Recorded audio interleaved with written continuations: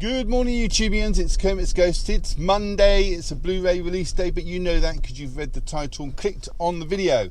Not a great deal out today. It's maybe one title that I'm after. Not going to tell you what it is. It was a recommendation from a channel called Into the Blue. Great channel. Go and check that guy out. He does top fives of all different subjects, like top films featuring alcoholics or things like that, or coming of age films, but they're not your regular sort of blockbuster hits. They're a lot of them are independent and or maybe even foreign cinema. So great to broaden your horizon on films with his channel. So go and check him out, Into the Blue. Now then, film. There's a tag going around at the moment, and it's the top 10 films that you've not seen. You know, like most popular.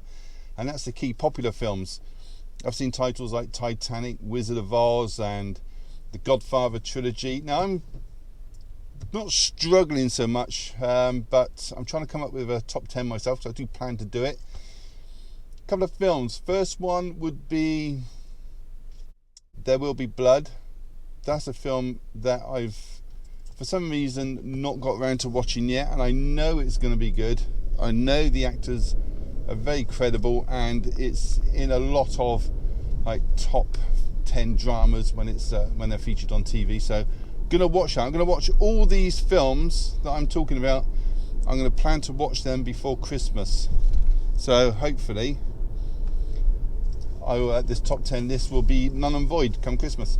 Another one is, and this is on a lot of people's lists, Taxi Driver. Now I'm getting the idea that this isn't a very good film because, hear me out, it's on a lot of people's lists. I've seen lots of these top 10 tags, and a lot of people haven't seen Taxi Driver, so maybe it's not that good a film. I'm not the biggest fan of Robert De Niro, if I'm honest.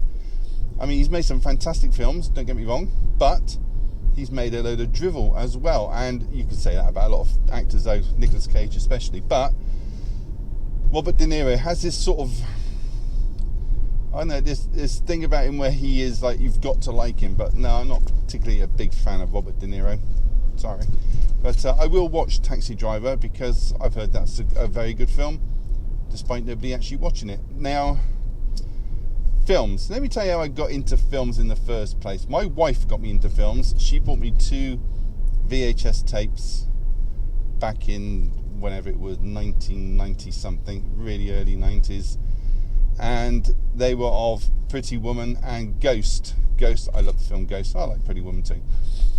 But she started me on that ball of collecting VHS tapes, and I had about 700 come the end, and I was running out of space. And then I saw on TV this it was almost like a documentary, a bit like the show Tomorrow's World, if you remember that, if you're of a certain age.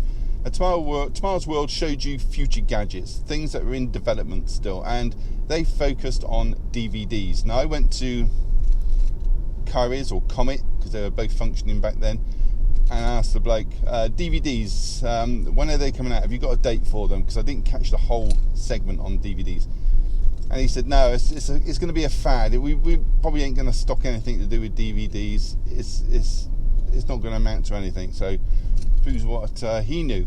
Anyway, so just so happens I was going to America around about that time. So what I did was I sold all my VHS collection because I was running out of space and I needed a different format that wasn't going to take up so much space. So I sold all my VHS, and I got quite a bit of cash for it, if I'm honest. I bought myself a widescreen TV, which was it was unheard of to have a widescreen TV back then, and I bought myself an imported DVD player, which was almost like £1,000 just for the DVD player. So I was all set up for this future format of DVD. So there I was with no films, but I had the player and the TV to play them on. Because widescreen, obviously, it wasn't a thing back then. It was all 4:3. But they did say on this thing, on this show, that it was going to be 16:9. So I was ready for them. So I was on the plane over to America, and I had my like DVD or home cinema magazine, and it was a decision time. Should I, because there was no region 3 players back then, this thing was just hitting the market, should I think it was 1997, collect DVDs from America or the UK? It was region 1 America, region 2 the UK. And I was on the plane, and I also read that DVD was going to be pushed back in the UK because of Tamagotchi was being launched, and they didn't want to have the same things, the big tech going on the market at the same time. So Tamagotchi sort of halted DVD for like 2 years or something like that. So I thought, sod it, I'm going to go for region 1. Sorry, this is a long intro, isn't it? So I went for the region 1 and ended up getting like 300 titles in total. That's like £30 per title, which was a lot of money. It's still, I mean, you wouldn't pay that now for a Blu-ray, 30 quid, unless it was a boutique label and it came with a poster and, I don't know, the director serving you lunch or something like that. But no, £30 for a DVD. So I had 300 DVDs when Blu-ray was eventually, when DVD was eventually launched in the UK big time. So lots of titles out, and I thought, okay, I'm going to do the switch over to UK DVDs. Managed to offload all my American DVDs, region 1s. Can't remember where I sold them, but I did sell them. And I started buying lots of DVDs. And I ended up with about, ballpark about 3,500. And then, by the time I got to that stage, and my front room was full of DVDs, my daughter bought me my first Blu-ray, and I didn't want to, but she did, and I went over to the Blu-ray side, and now here I am 5,500 films later, or 5,100 films later. So that's my story of how I got into DVDs and Blu-rays. But I've always been a film fan, went to film school, as I said, also did a foundation course in cinematography as well, all about the sound editing and just sort of camera angles and lighting and things like that, and just a process of filmmaking. So I've always had this passion for films. I think what really started off my interest in films, my brother was a sailor. He came home, I think it was like 1976 or something like this, and it was a bit like that Back to the Future scene. There was a film on TV, and he said, oh, this is going to happen next. And we're like, how do you know that?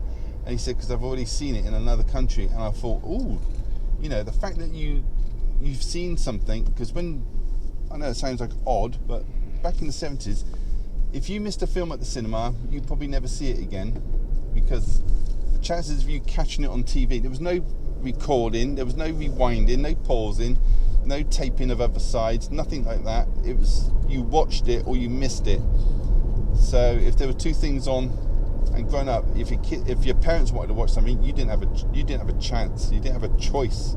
You had to watch what they watched. So that's probably why I've watched like a lot of James Stewart and I know John Wayne films and things like this. I grew up on westerns and war films.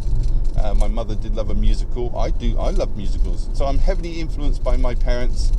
They were big film fans, and TV shows as well. We watched a lot of TV, little couch potato. So there you go. That's my sort of introduction of how I got interested in films. But the fact that my brother said that he'd seen this already, and like, no, this is the first time this has been on TV. No, because he watched it in another country, because it's been around the world 12 times. But there you go. That's my little story. I'm going to head up to HMV now, see what is out. There's not a lot out, and go and have a cup of coffee from somewhere. Not going to say where. I will surprise myself when I get there. Maybe it'll be a Mackie D's, not a sponsor, or a Costa, not a sponsor. So it won't be a Cafe Nero, because they were rude to me once, and they'll never get my custom again.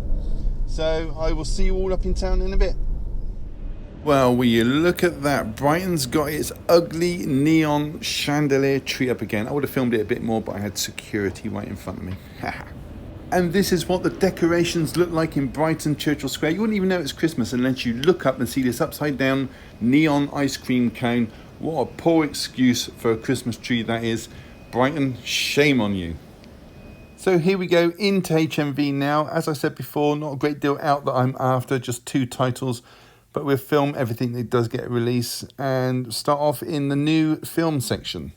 So the first title we're seeing today is Reminiscence. Now this comes on a variety of formats. The first one here is the Blu-ray for $14.99. So on Warner Brothers 2021's 148 minutes. This is the DVD, priced at a mere £9.99. Or there is a 4K available here, priced at I believe $24.99. And if you've got money no object, there is a Steelbook HMV exclusive, and that is priced at $29.99, so quite a bit of variety. The next film is People Just Do Nothing, big in Japan, from Universal Studios from 2021, 97 minutes this one, $14.99 for the Blu-ray, and this is the DVD priced at just $9.99, so a couple of formats there, no 4K though. Next is a HMV exclusive, Zola from Sony Pictures. It's 90 minutes this one, and it's about a stripper on a road trip to Florida. $14.99. Next is a Fassbinder Collection, Volume 1 from Arrow. There's 6 movies in this set on 4 discs at a runtime of 573 minutes and priced at £49.99. Another film from Arrow is Phantom of the Mall, Eric's Revenge. This is from Arrow. It's from 1989. 91 minutes this one, and priced at $24.99. I believe it comes with a book. Next we have Zombie High. This is a horror comedy from 88 Films, made in 1987, just 93 minutes long. Stars Virginia Madsen, and yours for just £14.99. Over in the television section now, and we have a period drama mystery crime show. This is season 1 of Vienna Blood from Dazzler Media.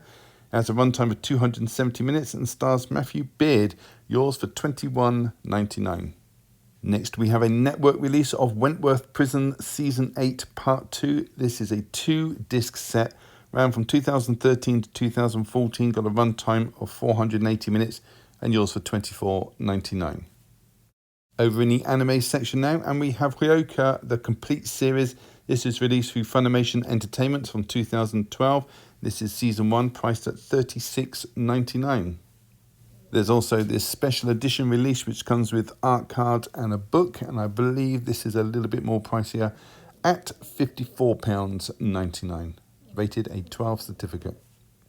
Also in the anime section is Black Clover Season 3 Part 5. Just how many parts are there to this season? Priced at £24.99. It's from 2020 and has a runtime of 300 minutes. Also out today is the Middle-earth 6-film collection remastered extended edition set, 6 movies, 1,253 minutes, priced at $69.99. Hey everybody, welcome back to the conclusion. There's 8 titles to get through, plus I've got to edit and do voiceovers, so let's crack on with it. So the first title, and this is the first of 5 Jean-Claude Van Damme movies, is Cyborg. This is from 1989 and it's part of a trilogy. And Van Damme in this plays Gibson. He's the anti-hero who protects Pearl Prophet from a gang who are trying to get their hands on a cure for a plague known as the Living Dead. Now Pearl is sent to New York to retrieve information regarding the plague, which is on a computer. And when you know it, she's turned into a cyborg for the journey, obviously.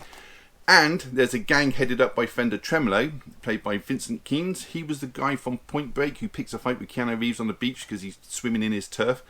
He wants a cure for himself so he can have control and lots of money along the way. Gibson turns up, Van Damme that is, and helps Pearl, although Fender and his gang are not easily beat. There's also Deborah Richer in this as Nadi. She's out for revenge because Fender killed her family. It's quite a short one. It's got a runtime of just 86 minutes. Let's open this up and take a look inside. The slip has the same artwork as the cover. Picture disc. Art cards. Poster. And inner artwork. So that was Cyborg from 1989. Next one is Street Fighter from 1994, based on a video game of the same name. Van Damme plays Colonel Guile, and this is a very camp kind of war film. Raul Julia plays Bison. He's a megalomaniac dictator, and this was Raul's last film. He passed away not long after this was made. Stomach cancer, I believe. Kylie Minogue plays Cammy. She's reportedly to have had an affair, allegedly, with Jean-Claude during this, while his wife was carrying his child. Bastard. Ming Nang Wen from Agents of S.H.I.E.L.D. is in this. She's also in Joy Luck Club and more recently Mulan. Simon Callow, the most British person in the world, is in this. Oh, and there's this fight scene involving Damme and Roll. It's so so 90s, early 90s. It's ridiculous, absolutely ridiculous. I'm not a gamer, but I don't think it's got anything apart from the characters' names to do with the actual game. So there you go. It's got a runtime of 102 minutes. Oh, check out the trailer as well. All these trailers for these films, I think, are voiced by Dan Fontaine, the guy who does the trailer voice. You know when you hear it, it's that bloke that goes, "In a world," that one. Anyway, let's open this up, take a look inside. Slip and the cover are the same. There's artwork on the disc. Art cards. Inner artwork. And I believe there should have been a poster, but this was used and it didn't come with one. So that was Street Fighter from 1994. Next up is Maximum Risk. I'm showing these in order of release. This one's from 1996, and in this you get 2 Jean-Claude Van Dammes for the price of 1. First one's Mikhail Serfioff. Now he's chased through the streets of France and he's killed off pretty quickly. And then his twin, who's trying to find out who did it and why. Let me go back a little bit. His twin is called Elan, also played by Damme, and he has no idea that he is a twin. He finds out that his mother gave up the boys for adoption when she was very young and very poor. He's a cop, and he's shown his brother's body in the back of an ambulance, and that's what sort of sets him off on this case. It takes him to New York, where he finds out that his brother's involved with the Russian mob, and that he's got a girlfriend, and she thinks that Elan is actually Mikhail. So I'll leave it there. It's directed by Ringo Lam, who also directed Van Damme on 2 more occasions, but I don't have those in my collection. And this is considered Van Damme's best film, if not one of the best. It's a thriller more than a martial arts. It's got a runtime of 101 minutes. Let's open this up and take a look inside. There's a slip and the cover. Artwork on the disc. A booklet this time. Poster. And inner artwork. So that was 1996's Maximum Risk. Next title, and this was made straight after Maximum Risk in 1997, is Double Team. It stars obviously Jean-Claude Van Damme as Jack Paul Quinn, Dennis Rodman, the former basketball player, as Yaz, who was nominated for 3 Razzies in this film alone. There's also Mickey Rourke as Stavros. He's this freelance terrorist who's got an axe to grind with Quinn for the death of his son. Natasha Lindinger as Jack's wife Catherine, and Paul Freeman as Alex Goldsmith. That's Jack's friend. Now you may know Paul Freeman from Hot Fuzz. He was the Reverend Philip Shooter, and he was also in Raiders of the Lost Ark. He was Belloc. Remember him? Belloc? The story, and it's quite a simple one. After a failed mission to take down Stavros, now you've got to bear in mind that Quinn sort of delayed the takedown because Stavros' son turned up, and he dies anyway, so it doesn't matter. Quinn is sent to an inescapable facility, prison, for his mistake. Now, I don't think that's how things work, but he's sent there anyway. His pregnant wife, Catherine, is kidnapped from an art gallery by Stavros, and he has to escape, obviously, from prison. Team up with Rodman, who's an arms dealer, and he doesn't blend in whatsoever. I won't say anymore. It's 93 minutes. Let's open it up and see what you get inside. Ooh, different artwork to the slip. Artwork on the disc. A booklet. A poster. And reversible artwork. So that was Double Team from 1997. Next one is Knockoff. This is from 1998, made directly after Double Team, and this time the Muscles on Brussels plays Marcus Ray. You've also got Rob Schneider as Tommy Hendricks. He's Marcus's business partner. Now Marcus is this product counterfeiter, and Tommy's actually working for the CIA trying to find out who's supplying Marcus, so he's a double agent. Now I know it's a bit of a spoiler, but the film's been out for 24 years already. Then there's this whole miniature explosive plot going on where the Russian agents are sending these sort of miniature explosive devices to America inside shipments of counterfeit goods.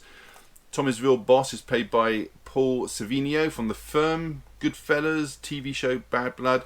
He tends to play like men of organised crime families, let's just say, and he's quite an untrustworthy character in general. That's all I'm going to say about it. The film is just 90 minutes long, so not very long at all. Let's open it up and see what you get inside. Same artwork as the slip. Artwork on the disc. Art cards. A poster. And the same artwork on reverse, just the age logos removed. So that was Knockoff from 1998. Next is Halls of Montezuma. This was directed by Louis Milestone. Now he did the original Ocean's 11 film, All Quiet on the Western Front, as well as a 1962 version of Mutiny on the Bounty. $14.99 this one.